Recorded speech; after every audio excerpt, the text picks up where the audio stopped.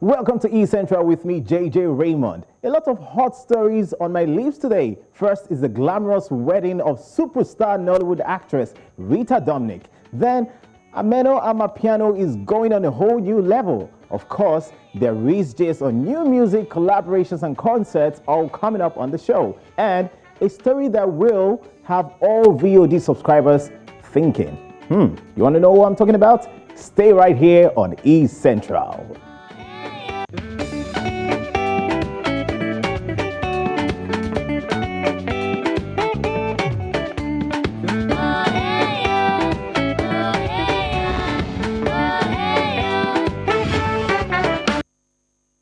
We start E Central today with a colorful story from Nigeria, Imo State to be precise, where Nollywood actress and producer Rita Dominic tied the knot with Fidelis Anosike in Abombise, the hometown of the actress. If you've been keeping tabs with us, on these two lovebirds too, you would know that they got engaged in April this year, and Rita was later hosted by friends to a beautiful and colorful bridal shower. Now, fast track to yesterday. Videos making the rounds showed the bride looking absolutely stunning in her Sandra Tubobereni traditional wedding pieces. The star-studded ceremony saw several Nollywood veterans and A-list actors and other entertainers in the industry attend the event in big style. Among those who showed up were Joke Silva, Iniedo, Uche Jumbo, Hilda Dokubo, Lillian Bach, Sean George. I also saw her right there. She was looking absolutely glamorous. Ese Arieta, Tolani Badge, Messi aka, and a whole lot of them. And trust me, that was absolutely one of the biggest gists from yesterday. Hey, take a look at this. Some of the highlights of Real Deal 22.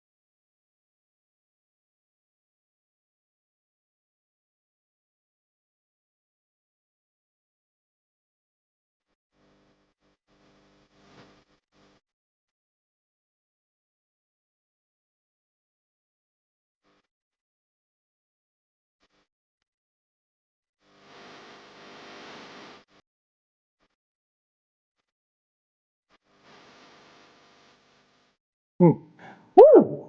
Green is so beautiful, absolutely. So it's okay to say that the couple has sealed their bond traditionally. And to all you secret admirers, I think it's time for you to move on.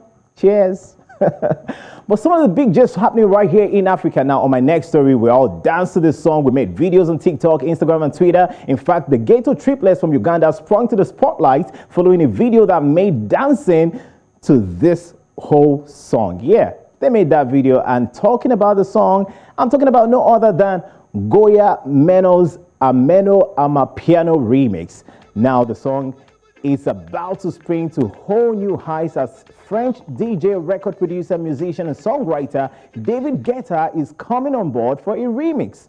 The rapper, who rose to prominence following his release of the Amapiano remix of Ameno, which went absolutely, quite global and became a huge song, made this announcement today via Instagram. According to the rapper, the song will be released on the 29th of this month. Now, with the new remix coming, lots of questions coming to mind would this new remix have a pop or EDM feel, given that that's David Guetta's specialty? Well, we'll all get to find out on the 29th of this month. And in the meantime, let's get the real feel of our piano in my head. But hey, not about that right now, because something else is on my mind. Still in Nigeria, Nigerian singer-songwriter and musician, music producer too, Timi Dakolo has announced a new music collaboration with 30BG boss, singer-songwriter and performer Davido. Timmy DeColo took to his social media handle announcing his upcoming collaboration in a video post captioned, "The chorus leader is coming." Although nothing has been said about the release date or as to who between the two singers would own that song, the announcement in itself is enough excitement for fans, especially as they both have different musical superpowers, one leaning towards the R&B soul genre and the other one pure Afrobeats. Of course, you know who I'm talking about, David, of course.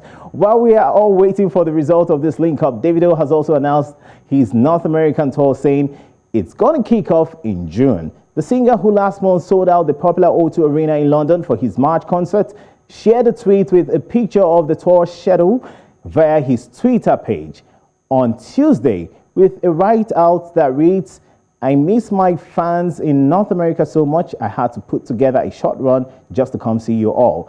David also tweeted or stated that he just might have some of the new tracks from the new album during the show. You know, that pre-listen or preview, that'll be absolutely interesting. Meanwhile, the tour is themed with Rise by Lifting Others, and we'll see Davido performing in Brooklyn, Toronto, Boston, Chicago, and Los Angeles from June the 16th to June the 25th, of course, this year.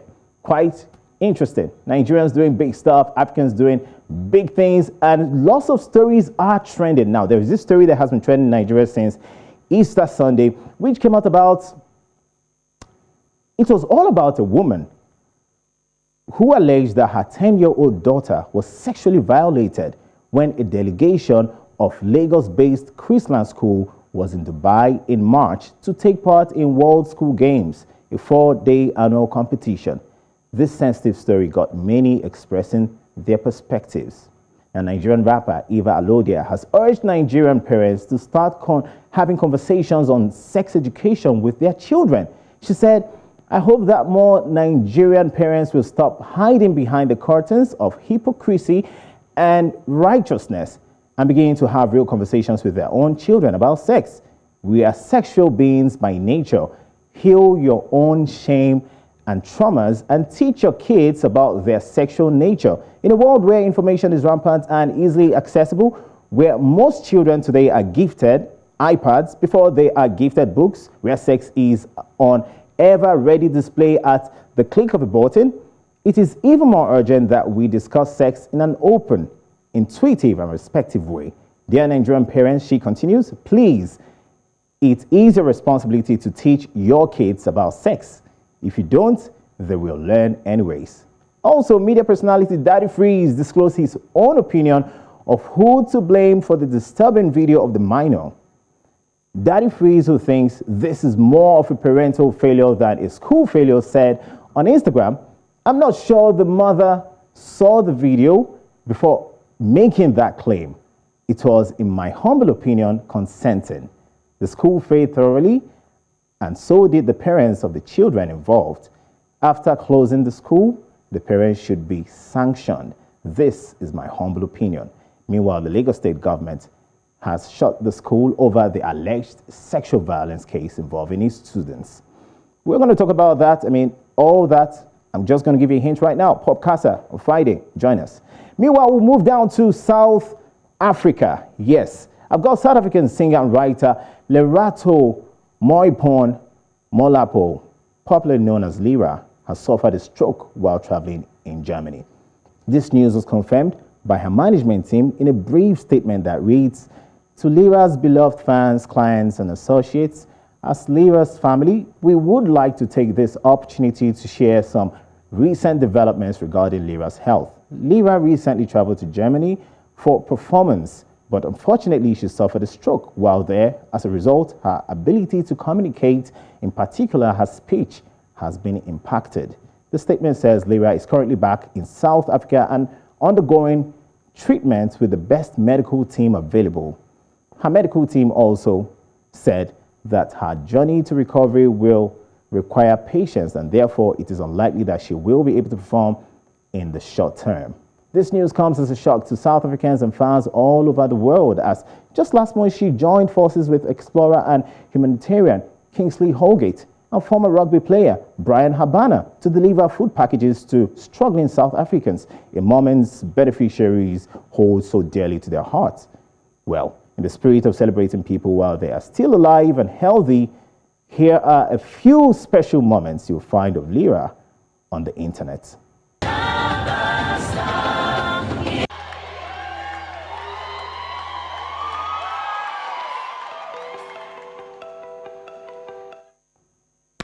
And we remain in South Africa, where the family of celebrity fashion designer Labohang Criteria Kekena has confirmed his passing after he was diagnosed with cancer earlier last year.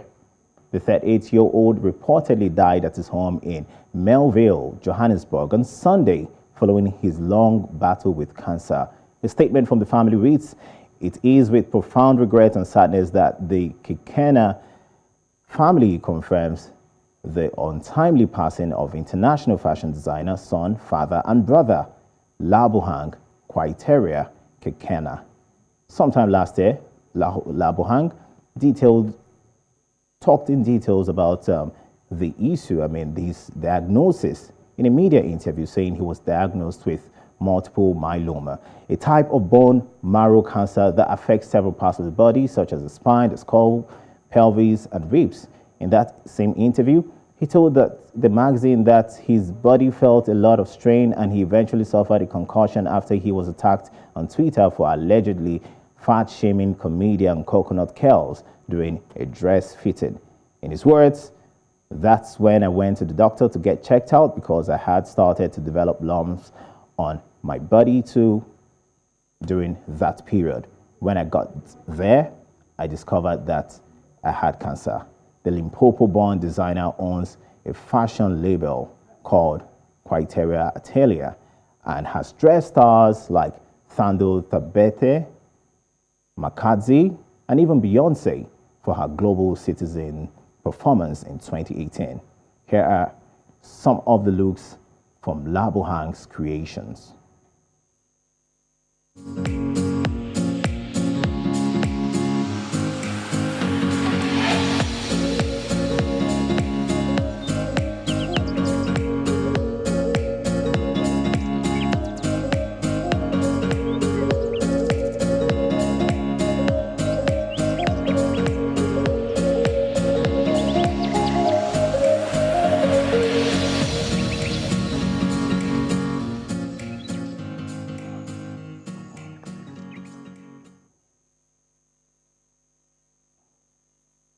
Rest in peace to Labohang, I would say.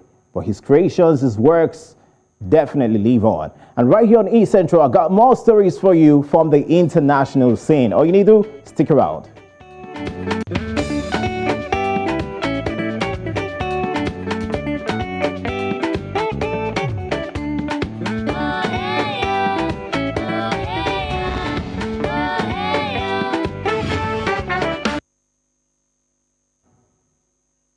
Can I step out, take water?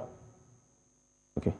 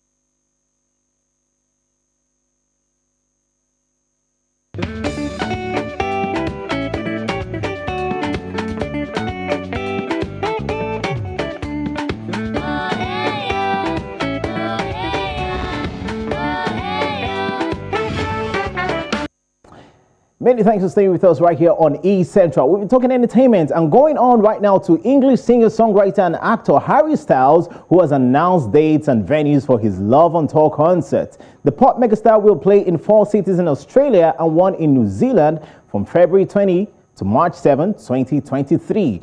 The tour starts in Perth, then to Melbourne, Gold Coast, and then Sydney before rapping at Auckland in New Zealand. This comes days after the 28-year-old headlined Coachella in California, where he was joined on stage by Canadian country music superstar Shania Twain for a surprise performance of her hits. Harry Styles' tour had originally been scheduled to take place in Australia in 2020 but was postponed due to the COVID-19 pandemic. The tour finally began in Las Vegas, United States in September last year and is scheduled for the UK and later this year in Europe and Latin America. The former member of the boy band One Direction, which shot to fame in 2010, released his chart-topping second solo album entitled Fine Line in 2019 and won the 2021 Grammy Award for Best Pop Solo Performance with his song Watermelon Sugar. Beautiful song, right? Yeah. His third solo album, Harry's House, is set to be released in May this year. Here is a clip from his new single, As It Was, taken from the forthcoming album. And moving on to the Caribbean, Pirate of the Caribbean actor is suing. Yes, Johnny Depp is suing his ex-wife. Oh, yeah, he's already done so. But I'm talking about Amber Heard and Johnny Depp on this one. And Johnny Depp sued her for $50 million for defamation over a Washington Post in 2018, in which she referred to herself as a victim of domestic violence. Now, Amber Heard has countersued Depp for $100 million amidst their ongoing legal battle in Virginia. On Tuesday, Depp took the stand at Fairfax County Courthouse, where he highlighted his own side of the story and talked about the trauma he went through as an 11-year-old on set that left him stuck on an addiction for pain medication. He also testified on the beginning phase of their relationship, confiding in Amber and opening up about his pains, trauma, and bonding with his new wife, which in his own words, he claims she seemed too good to be true. Just like that, he claimed the sweet loving turned sour, and when you notice some negatives, you just continue to see more and more. And in his own words, then within a year or a year and a half, she became another person almost. He went on to say that her statement was a low blow and an easy target for her, as she took advantage of his trust in her, and he has sued everything. He used everything he said against him and to take advantage of him. Anyway, right now the case continues as he is set to return to court this Wednesday, and Amber is also going to take the stand. All we can say right now is that, there are always three sides of the story: his side, her side, and of course the truth. But wish them the best of luck in this and hope that everything gets settled. What's next on me? Britney Spears. What's up with her? The beautiful, sweet singer. Although Britney Spears' lawyer has won the singer an end to her 13 years conservatorship by her father, her legal battle is not over yet. Recently, her attorney has asked the judge to prohibit her father, Jimmy, from accessing files from a private investigator that her team hired to help probe into Jimmy's management of the 13-year-old conservatorship with his daughter. The request from her lawyer was made after the singer's father requested the private investigator firm Crow bring to him all records that got from the investigation. Matthew Rosengart, that's Britney's lawyer, also pointed out that Jimmy has consistently bullied the PI and has also failed to show up in court 3 times for his disposition. Anyway, in a motion filed this week, Matthew Rosengart requests the court limit Jamie's deposition subpoena for the production of business records issued to non-party Crow associates. He writes that his client's father is also extremely overboard, unduly burdensome, and oppressive. Simply put, Britney's lawyer is asking that Mr. Spears should cooperate and tell the truth rather than, going or saying something else entirely, and for him to leave his daughter alone and move on. We wish both Britney and her father and this whole case a very smooth sailing. And who's next? Now let's talk about our own actor. I'm talking about British actor and producer of Nigerian descent, John Boyega. has indicated interest to feature in the Emmy-nominated drama series called Bridgerton. The actor made this known during an interview when he was asked if he's open to play the romantic, in the romantic series. And he said, "Oh, absolutely, I would. I'm all about versatility. That's what we taught, especially in drama school. We were taught about roles that wouldn't necessarily come our way, but we were still trained to try and portray it. So yeah, definitely, I would love to be in things that are more nuanced." He also praised the colorblind casting of Bridgerton with reference to black characters taking up significant roles with mention of race. Bridgerton first premiered in 2020 with actors Regé-Jean Page and Forbes Deneveau playing love interests. Prior to the second season's release in March, Netflix has hinted that a third and fourth season would be on the way. And talking about John Boyega, his diversity has been depicted in several roles he played. He has featured in fantasy, in sci-fi, and crime comedy. And the 30-year-old also features alongside Viola Davis in the historical epic movie called The Woman King, which will be released later this year, and will also reprise his role in the sequel of the science fiction comedy horror called Attack the Block. What is being attacked right now? Now, subscribers of this... Okay, let me just give you this gist. The world's largest streaming video company, Netflix, has hinted that it's going to crack down all households sharing passwords globally because of a sharp fall in subscribers. I'm going to break this down for you. The company reported a quarterly subscriber loss at the end of Q1 of 2022 with 221.64 million subscribers, down from 221.84 million in Q4 of last year. The company estimates that more than 30 million US and Canadian households are using a shared password to access its content, and more than 100 million additional households worldwide are likely using a shared password. So Netflix has acknowledged it ignored password sharing because it's helped get users stuck to the service, and its subscribers and subscription numbers were increasing. But the competition is getting even tougher. I mean, with stiff rivalry from other streaming platforms like Disney, Apple TV Plus, Warner Bros., Discovery, Paramount Global, NBC Universal, and a whole lot more, Netflix says it wants the millions of households sharing passwords to start paying right now. And if this password sharing crackdown happens, it means that the era of widespread practice of borrowing family members or friends' login details will soon come to an end. And I'm sure you are pretty scared about that, right? Okay. So, I got a lot more G's for you right now, but I just have to say thank you so much for being a part of this show. It's been E Central. We've got entertainment just coming up. I'm going to be with you next on Friday. Don't fail to join us. Thank you so much. Have yourself a beautiful day.